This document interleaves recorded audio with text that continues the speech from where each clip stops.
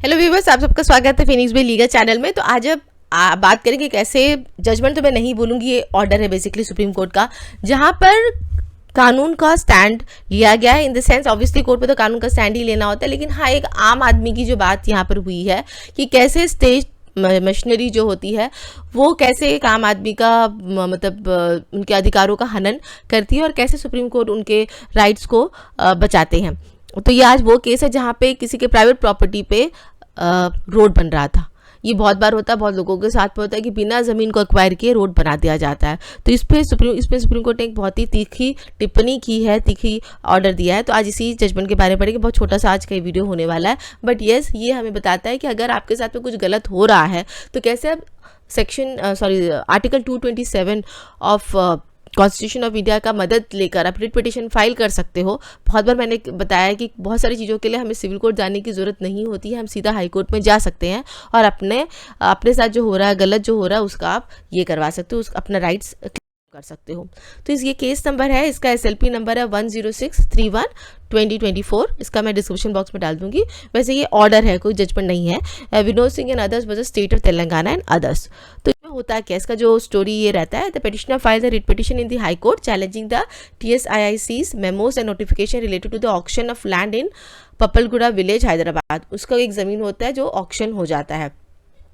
The petitioner pre-partition tenant claimed that their property was being auctioned unlawfully। तो वो ये बोलता है, पिटिशन डाल के बोलता है कि मेरा जो प्रॉपर्टी का जो ऑक्शन हुआ है वो illegally हुआ है, अनलॉफुली हुआ है।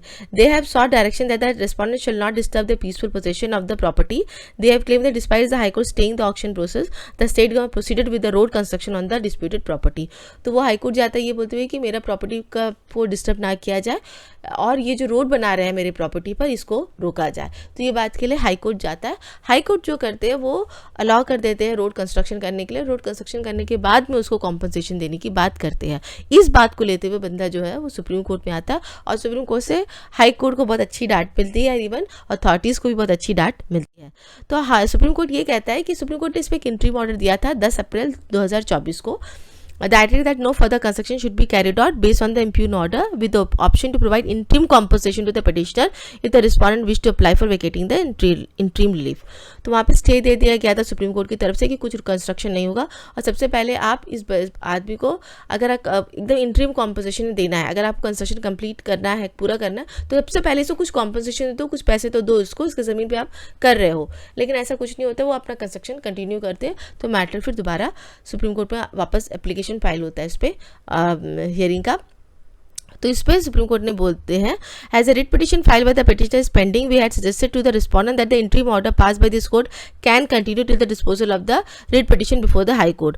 The impugned interim order permits the respondent to go ahead with construction on private property without taking recourse to the acquisition. However, respondents are not agreeable for even this reasonable suggestion made by the court. Interim order to continue till final disposal of the appeal. तो court ने बोला था पहले कि interim order पे कि आप अगर रोड बना भी रहे हो तो इसको कुछ इंटरिम कॉम्पनसेशन दो। उन्होंने कोई कॉम्पनसेशन इस बंदे को नहीं दिया। तब कोर्ट बोलता है कि ये क्या है, या ये क्या जंगल राज चल रहा है यहाँ पर? आप किसी के प्राइवेट प्रॉपर्टी को ले रहे हो, उसको एक्वायर नहीं करो, एक्विजिशन एक्ट के तहत उसको एक्वायर नहीं करोगे, और अगर एक्वायर करोगे तो उसको आप कॉम्पनसेशन दोगे। ये क्या ज़बरदस्ती आप किसी की प्राइवेट प्रॉपर्टी में जाके आप रोड बना सकते हो? नहीं, आप ऐसा नहीं कर सकते हो। जब तक ये मैटर हाई कोर्ट में पेंडिंग है, टाइटल को लेके बहुत सारी बात को लेके वो मैटर पेंडिंग है, तब तक आप वहाँ पे कुछ भी नहीं करोगे, कोई कंस्ट्रक्शन आप नहीं करोगे और कानून का पालन करोगे। तो ये बहुत ही अच्छा जजमेंट नहीं, ऑर्डर मुझे लगा है, जहाँ पे जब आदमी के पास कहीं पे यही नहीं रहता तो उसके पास कोर्ट का ही आखिरी सहारा रहता है और कोर्ट ने वो सहारा बहुत बखूबी इस केस में दिया हुआ है। तो कहीं पे भी आपका कोई भी ज़मीन होता है जिसमें अगर अथॉरिटीज़ आके रोड बना रहे हैं या फुटपाथ बना रहे हैं बिना उसको आपका एक्वायर करे, जो आपका प्राइवेट प्रॉपर्टी है, नाला बना रहे हैं, तो यू हैव अ राइट। कहाँ पर जाना होता है? आप सीधे सीधे हाई कोर्ट पर जाइए, फाइल करिए कि ये एक्वायर किए बिना ये काम किया गया। अगर अपनी ज़मीन को एक्वायर कर रहे पब्लिक पर्पस के लिए, बहुत अच्छी बात है, पर मेरे को मेरी ज़मीन का कॉम्पनसेशन, प्रॉपर कॉम्पनसेशन जो actual value of the land है वो देना चाहिए। ऑलराइट, तो आई होप व्यूअर्स आपको आज का ये छोटा सा वीडियो अच्छा लगा। अगर अच्छा लगा तो लाइक से सब्सक्राइब जरूर कीजिएगा। Thank you so much for watching this video.